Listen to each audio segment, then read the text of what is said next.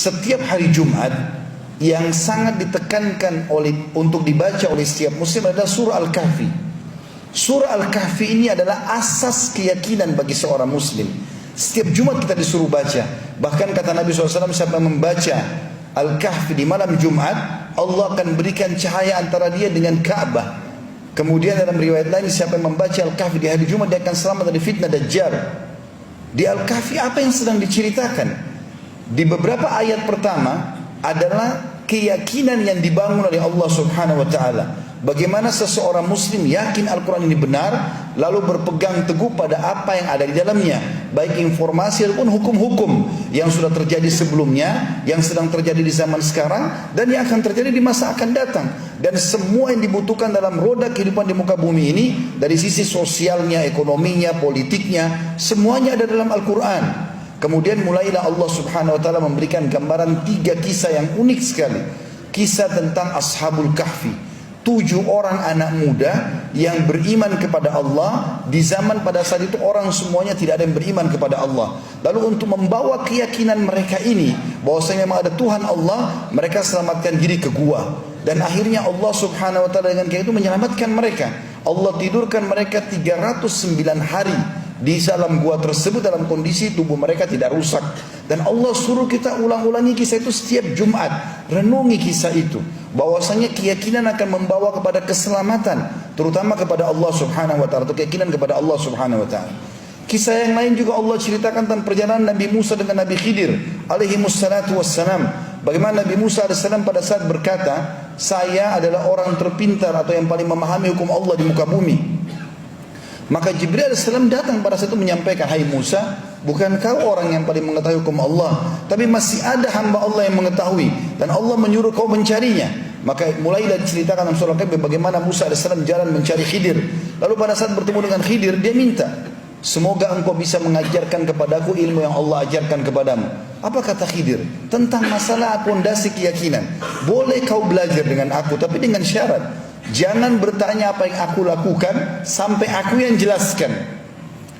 Maka kata Musa, baik, saya ingin, saya boleh jalankan itu. Kata Khidir, bagaimana kau bisa meyakini itu atau menjalani itu sementara kamu sendiri tidak akan bisa sabar melihat sesuatu yang belum pernah masuk di benak kamu. Dia mengatakan, saya coba bersabar. Maka terjadilah sesuatu yang unik pada saat itu.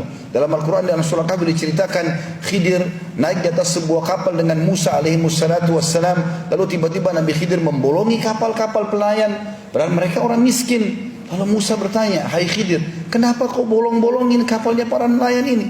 Apa dosa mereka? Bukankah mereka orang miskin? Kata Khidir, bukankah sudah saya katakan jangan kau tanyakan apa yang saya lakukan sampai saya jelaskan? Maka kata Musa, baiklah, saya minta maaf. Lalu berjalan lagi sebentar, beberapa langkah, turun di sebuah lembah atau di sebuah kota atau sebuah desa. Tiba-tiba Nabi Khidir menangkap seorang anak kecil lalu membunuhnya. Maka Musa AS bertanya lagi, bagaimana bisa kau bunuh seorang anak kecil yang belum berdosa, belum balik? Kata Khidir, bukankah sudah saya katakan, kalau kau, jangan kau tanyakan apa-apa yang belum saya jelaskan. Kalau saya sudah jelaskan baru kau bertanya, baru kau ambil ilmunya. Maka kata Musa, baiklah, mulai sekarang saya tidak akan bertanya lagi. Sampai mereka berjalan, diringkaskan ceritanya dalam Al-Quran itu, bahwasanya mereka mampir di sebuah negeri atau sebuah kota. Lalu Nabi Khidir dan Nabi Musa minta tolong untuk nginap di kota itu. Di zaman dulu sebuah kota dibuatin sebuah benteng yang besar, ada pintu gerbang, mereka tidak bisa keluar dan masuk kecuali dengan izin pemilik benteng tersebut. Maka pada saat itu pun mereka menolak, karena Musa dan Khidir dianggap orang asing di situ. Mereka tidak mau kedua orang ini nginap di situ. Maka yang terjadi, Khidir pun pada saat mau keluar melihat ada tembok mau rubuh. Oleh Nabi Khidir disentuh tembok tersebut, tiba-tiba jadi bagus kembali. Nabi Musa AS cuma kasih masukan saja. Lalu berkata, wahai Khidir, kalau kau mau, cukuplah perbaikan tembok ini, kita minta sebagai balasan jasa supaya kita diizinkan nginap di tempat ini. Kata Khidir AS, saya sudah katakan, hai Musa, sekarang saatnya kita berpisah. Saya sudah bilang jangan menjelaskan apapun atau bertanya sebelum saya jelaskan. Maka kata Khidir, maka sekarang saya akan jelaskan kepadamu kenapa saya lakukan ketiga perbuatan tersebut yang membuat kau tadi kaget itu.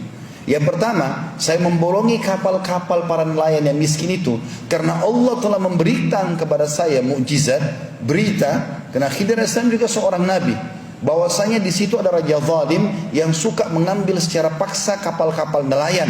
Dan kalau dia melihat ada bolongan saja sedikit, dia tidak akan mengambil kapal tersebut. Allah suruh saya membolongin kapal-kapal itu, nanti nelayannya tinggal tambal sedikit saja. Tapi dengan itu mereka tidak kehilangan kapalnya. Anak kecil yang saya bunuh itu juga sesuai dengan perintah Allah. Karena anak itu sangat durhaka dengan kedua orang tuanya. Dan Allah menyuruh saya membunuhnya, maka pencipta dia menyuruh saya membunuhnya, maka tidak ada dosa bagi saya. Kemudian juga Allah ingin mengganti anak itu, kalau meninggal sebelum balik, maka dia akan selamat karena belum ada hukum padanya. Serta Allah gantikan buat kedua orang tuanya anak yang saleh, karena kedua orang tuanya orang saleh. Dan yang ketiga adalah saya memperbaiki tembok itu bukan karena saya berharap balasan, tapi di bawah tembok itu ada harta yang disimpan oleh ayah pemilik rumah itu. Jadi rumah itu rupanya dimiliki oleh dua anak yatim, ayahnya sudah meninggal. Di bawah tembok itu ayahnya meletakkan harta untuk kedua anaknya, tapi belum sempat dia jelaskan, kemudian dia meninggal dunia. Maka kalau rubuh tembok tersebut, masyarakat itu akan mengambil secara paksa. Maka saya disuruh oleh Allah perbaiki tembok tersebut sampai sudah bagus tembok itu, barulah kemudian nanti satu waktu kalau mereka dewasa Allah rubuhkan, harta itu akan dimiliki oleh anak yatim tersebut. Ini kisah kedua yang Allah ajarkan kepada kita setiap Jumat baca, sesuatu yang Allah tentukan dan terapkan walaupun mustahil di mata manusia, dibangun di atas pondasi keyakinannya. Dan yang ketiga kita tentang Dzulkarnain, seorang raja yang berkuasa di muka bumi ini. Bagaimana dia menghadang dua suku besar Ya'juj dan Ma'juj untuk menyebarkan kerusakan di muka bumi. Dan dengan izin Allah dia bisa membendung kedua suku tersebut dengan membuat sebuah benteng yang sangat kuat di antara dua gunung dari timah yang dipanaskan dengan besi-besi yang disusun dan dipanaskan juga. Maka kisah ini selalu disuruh kita ulang-ulangi karena di dalamnya berbasiskan atau membangun di atas keyakinan seorang muslim.